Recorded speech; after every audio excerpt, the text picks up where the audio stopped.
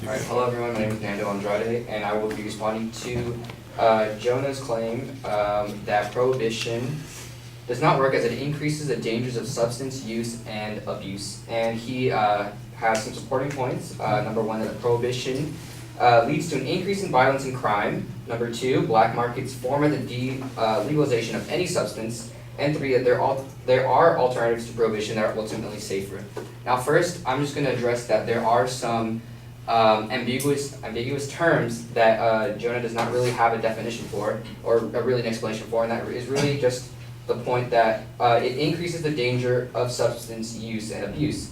Now, someone can interpret this as dangers of substance use and abuse, such as the dangers that come with heroin use, which is mainly HIV, which is a prominent danger. Another can be lack of health, cleanliness, disease, violent behavior. Those are all dangers, but these are all something that doesn't really have a definition for. So what my opponent does, well, we have to assume that what my opponent is reasoning is that there are scenarios such as violent crimes that are committed because of the prohibition of drugs. And another thing is that my opponent really just never provides any evidence, straightforward evidence, that says that there is an increase of a danger of substance use and abuse. But now I will go into his points and refute those. Now first is the prohibition leads to an increase in violence and crime. Now first we see a fallacy, the fallacy of composition, and really it's just that because there are violent crimes committed, mainly what he references as gangs, the gangs commit violent crimes, and because those gangs use drugs as a means for income and resources, then therefore they will be violently in defense of their income, of the drugs that need to be sold. However, my opponent doesn't really take into account, or the evidence is taken into account that gang violence doesn't just include the sale of drugs or violence because of the sale of drugs. It also includes hate crimes, because the Aryan gangs are common in the United States, and a lot of their violence is hate crimes, and those are not drug related. Another can be just drug beef. An article by Stanford University references that violence can come from hate crimes, strong arm robberies, and mundane gang beef. Basically, if someone has a problem with someone else, they will act violently towards them. And the article that Jonah references quotes or says that the exact magnitude of violent crime caused by criminalization of drugs remains unknown, and then it goes and further says about trying to infer that the criminalization of drugs leads to violent gang activity, but that is unsubstantiated.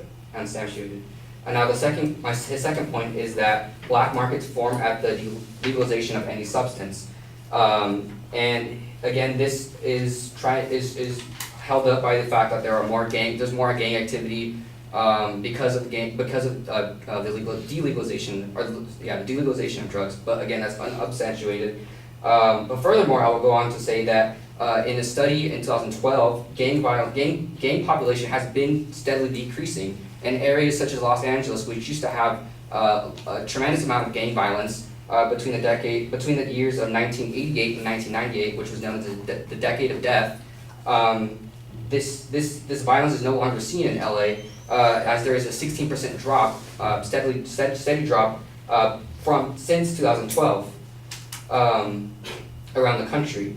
Now, third, there are his claims that there are alternatives to prohibition that are ultimately safer, and he claims that medical clinics that specialize in rehab will be able to properly help patients who come and seek help, because then there will be no stigma no negative stigma, and there will be no criminalization if they're to seek help. But again, this doesn't occur in the current laws. You can go and seek help for drug abuse, and you won't be penalized. You won't be criminalized at all, unless you were to be caught with drugs in the rehab facilities, or maybe you act violently.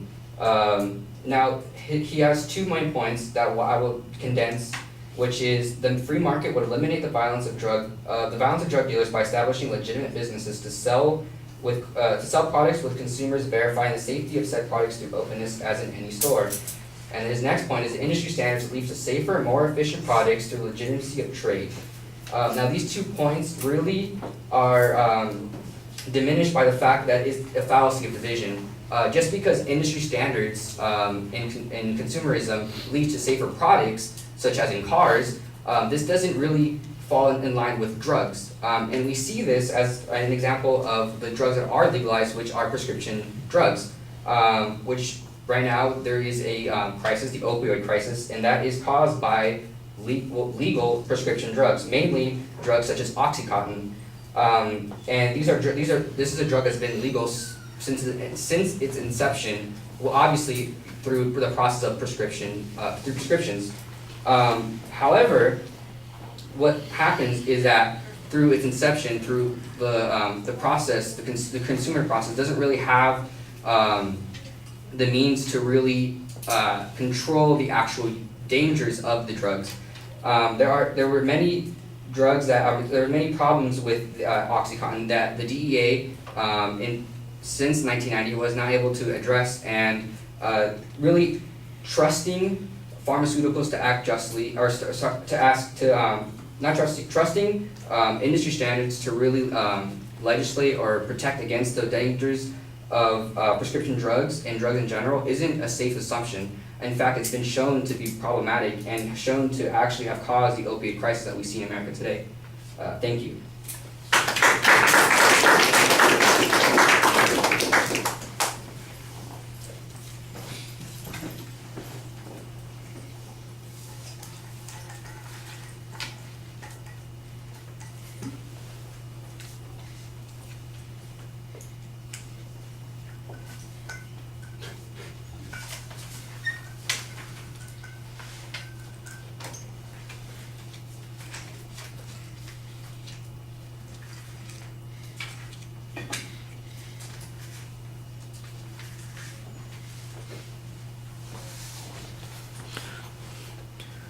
All right, the structural stuff at the beginning, I think, is pretty clear. You set things up well. I want to go down to that last argument that you're making about criticisms of his 2 arguments concerning the free market and the safe procedures being forced by the open marketplace. The idea of fallacy of division, labeling it that doesn't help the argument very much. Your better argument is that obviously that it's not comparable, or it's not true based on comparisons to legal drugs. And I think your argument here is very clear that it's not the drugs itself that is the problem, it's the abuse of those particular drugs. His argument up above doesn't really seem to be focusing on how unsafe whatever drugs people are using are, but rather the conditions or the abuse of those kinds of drugs. The notion that legalization is going to change those things, I think, is a good press on this particular point, and it applies to some of your other arguments as well, and I think that needs to be developed. Going up to that first point, you make it sound like the first point's really an argument about the language that's being used, but it sounds, as you develop the argument, to be related to the thing that I was just talking about and that you talk about at the end of the speech, and that is that there are things that occur because of drug use that have nothing to do with the marketplace and everything to do with the way people use the drugs. And the notion that that would change because of legalization, I think, is problematic. And you mentioned HIV and cleanliness and that sort of thing. And then you get on to the violent crime argument, which I think is part of the advocate's main point here. And you kind of have a couple of presses here. I didn't find them particularly convincing, but there's a little bit more that you get into on the second point down below that might work better on that. The argument on the first point on violent crimes, you've got a reasonable press to suggesting that gang violence occurs for a variety of other issues. Not much of it is quantified by either the advocate or by your position, so I don't think people doubt that gangs can have a lot of violence that's not related to drugs, but if a lot of the violence is associated with drugs, then I think there might be a valid argument to the advocate's point here. And so it comes across as merely a press on the argument, not a very strong response to it.